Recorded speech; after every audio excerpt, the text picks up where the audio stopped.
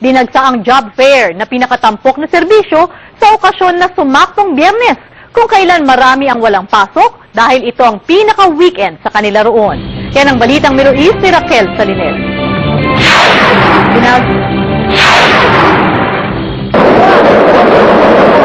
Sama-samang pinagdiwang ng mga Pinoy sa Dubai ang Araw ng Kalayaan ng Pilipinas.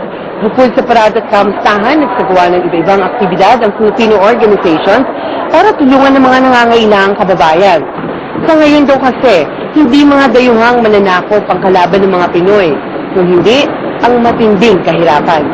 Nagsagawa ng Living Financial Literacy Training ang mga accountants, at training naman para sa mga kaligtasan at kabuhayan ang ibinigay ng grupong Philippine Society of Safety Practitioners at TROPA. Meron ding libreng gupit, libreng gamutan, may mga nag-donate din ng dugo, used clothing para sa mga kababayan.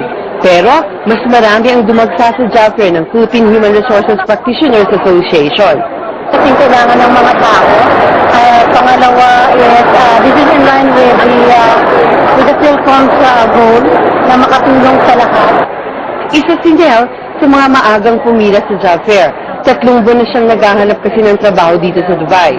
Para sa akin man, yung kalalayan sa kawalan ng trabaho. Kasi kung once na nangyari yun na lumaya ako sa pagiging walang trabaho, masasabi ko makabuluhan yung buhay ko. Hindi lang para sa sarili ko, kundi para sa pamilya ko. Si Denny Dominguez naman nagbabalik Dubai, pero visit visa lang kayang dala. Malayaang mga hanap ng trabaho. Tapos, ito na rin po yung opportunity namin, mga Pilipino,